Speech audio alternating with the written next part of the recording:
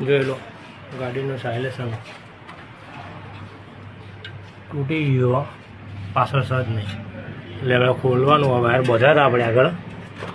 એક બોલ્ટ ખોલી દો અને બીજો બોલ્ટ આપણે ઉપરથી ફરજ છે જો તમને દેખાય જ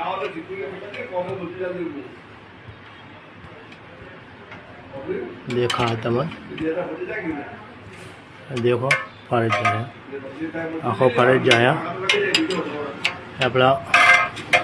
आँखों फरज जाए देखा है तो अपना ग्लाइंडर लाई दीधु हो तो अपना कापवानो छ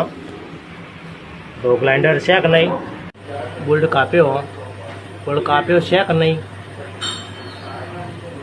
फेरवू थोड़ो અને પેલીમાં થોડો કાપવો એટલે